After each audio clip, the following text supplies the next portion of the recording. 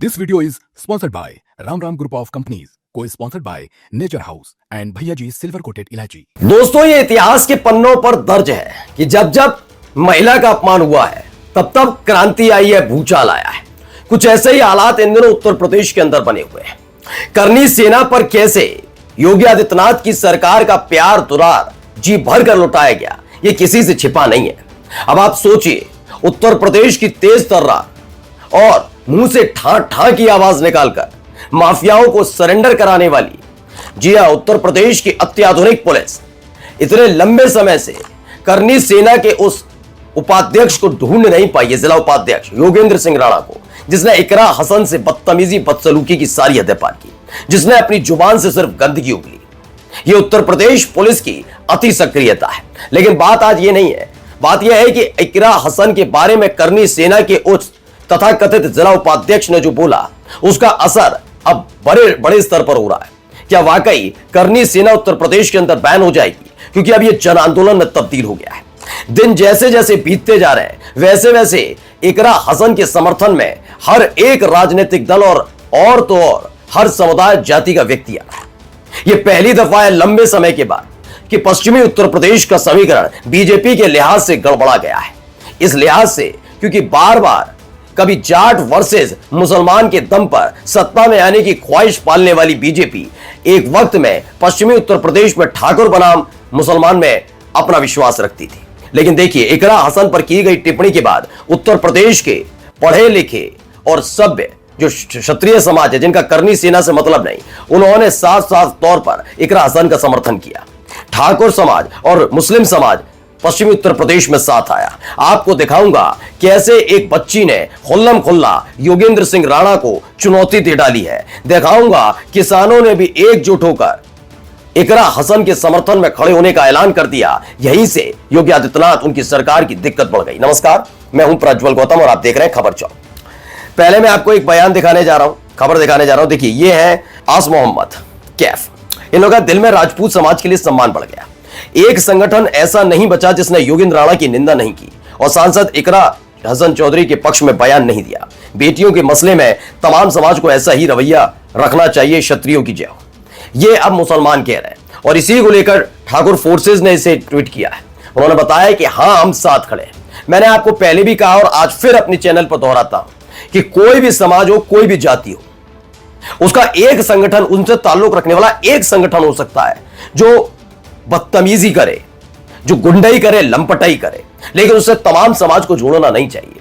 करनी सेना के नाम पर चाहता तो मैं भी क्षत्रिय समाज के बारे में बोल सकता था, लेकिन मैं जानता हूं उत्तर प्रदेश का क्षत्रिय ऐसा नहीं है। मेरे कई मित्र ऐसे हैं जो महिलाओं का अत्यधिक सम्मान करते, बहुत ज्यादा, और क्षत्रियों का तो इतिहास रहा है। उन्होंने इस देश की आजादी से लेकर तमाम चीजों के लिए अपना खून पसीना बहाया। उन्होंने महिलाओं के सम्मान में कभी कोई कोर कसर नहीं छोड़ी। वो करनी सेना की तरह व्यवहार या विचार नहीं रखते। वो बात अलग है कि जब फजीयत हुई तो करनी सेना खुद कह रही है कौन योगेंद्र राणा, हम तो जानते भी नहीं। लेकिन हकीकत यह है कि योगेंद्र सिंह राणा उनका ही कार्यकर्ता नेता जरूर था, जिसने डंके की चोट पर बताया।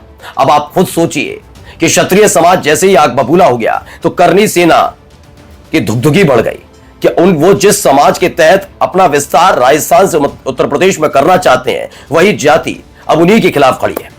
राजपूत समाज ने, क्षत्रिय समाज ने इसका पुरजोर विरोध किया और ये मुसलमान है, नहीं, वो तो विपक्षी पार्टी की सांसद है, इस भेद को खत्म कर दिया। ये पहला झटका योगी आदित्यनाथ को था, उनकी सरकार को था। अब दूसरा झटका आपको दिखाने जा रहा हूं, जरा देखिए। ये बयान जो आया है, पहले बयान सुनिए क्या कुछ कह रहे हैं, सुनते जाइए। सांसद है इकरा हसन, उनके अधिकारियों के हो लिया दिमाग खराब, सांसद को सांसद नहीं मान रहे। ये जितने नए बच्चे राजनीति में आए हैं, ये देश की धरोहर है। वह लड़की है, हमें उसको मनोबल बढ़ाना चाहिए। अधिकारी को उस तरह का व्यवहार नहीं करना चाहिए। जिस तरह से व्यवहार करा, वो कोई झूठ थोड़ा बोल रही है, उसके साथ में हुआ होगा, वो तो बहुत लिबरल है। अब देखिए, राकेश टिकैत है, किसानों का समर्थन भी मिला है। यह मसला योगेंद्र राणा से पहले का है। आपको मालूम होगा, योगी आदित्यनाथ की सरकार का एक अधिकारी एडीएम जो उन्हीं के समाज से ताल्लुक रखते थे, उन्होंने खुल्लम खुल्ला एक सांसद से, मैं कहता हूं महिला से बदतमीजी की। उन्होंने गेट आउट जैसे शब्द का इस्तेमाल किया, जिससे नाराजगी चरम पर है। मैंने कहा ना, यह समीकरण पूरी तरह से बदल गया है। पहले अलग अलग वर्ग में बंटे थे। स्पष्ट है, अगर उत्तर प्रदेश का समीकरण खासतौर पश्चिमी उत्तर प्रदेश में जाकर देखेंगे तो याद करिएगा कि मुजफ्फरनगर में दंगे के फौरन बाद जाट वर्सेस मुसलमान हुआ था और उसका भरपूर फायदा बीजेपी के कई नेताओं ने उठाया था, जिनको कोई जानता तक नहीं था। उन्होंने ऐसे ऐसे भड़काऊ भाषण दिए थे जिसके बाद वो नेता बने, विधायक बने और मंत्री तक बन गए। लेकिन अब उनका बोरिया बिस्तरा बंध रहा है, क्योंकि जाट और मुसलमान पहले ही साथ आ गया है। और उसके अलावा जो मेन आधार है बीजेपी का, खास तौर पर क्षत्रिय, बनिया और ब्राह्मण, वो भी सीधे सीधे इकरा हसन के साथ हुई बदतमीजी, बदसलूकी के बाद अब साथ खड़े नजर आ रहे हैं। मैं ये नहीं कह रहा हूं समाजवादी पार्टी के साथ खड़े ना, इस गफलत में मत रहिए। मैं ये नहीं कह रहा हूं, मैं ये कह रहा हूं कि समाज में दरार डालकर जो राजनीतिक दल सिर्फ अपनी राजनीतिक रोटियां सेकना चाहते हैं, उन्हें उत्तर प्रदेश के और खासकर पश्चिमी उत्तर प्रदेश की जनता ने आईना दिखा दिया है। उन्होंने बता दिया है कि महिला इकरा हसन हो सकता है कि किसी और परिवार से, किसी और समुदाय से।